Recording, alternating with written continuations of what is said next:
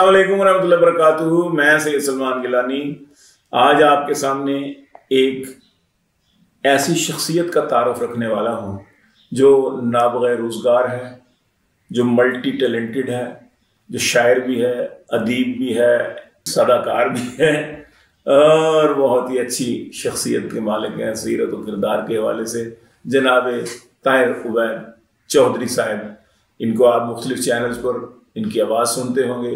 मुख्तलिफ डॉक्यूमेंट्रीज के पीछे इन्हीं की आवाज़ होती है। किसी ज़माने में हम ज़िया मोहिउद्दीन को, तारक अजीज़ को सुना करते थे पसे पर्दा, आजकल इन्हीं का तूती बोलता है।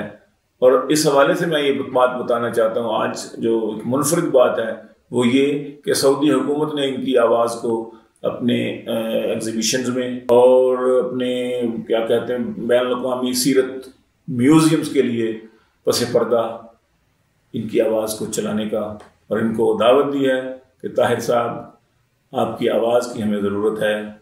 तो ताहिर उबैद चौधरी साहब को मैं मुबारक देता हूँ कि आपकी तर्ज अदायगी, आपके तलफ़्फ़ुज़ और आपकी आवाज़ की खूबसूरती और उसका जो ग्राम है ख़ास, जो रेडियाई किस्म की आवाज़ होती है जी, उसके लिए आपको चुना गया है। मैं आपको इस सिलसिला में मुबारक देता हूँ कि हज उम्रा में जो डॉक्यूमेंट्रीज़ दिखाई जाएंगी मेहमानों को और वहाँ पर सेमिनार्स में, तो आपकी खूबसूरत आवाज़ जो है वो पूरी दुनिया में गूंजेगी। और इससे बढ़कर क्या सादत होगी कि आपकी आवाज़ हरमैन शरीफैन में गूंजेगी और उर्दू दानों के लिए बहुत खुशी का बायस बनेगी।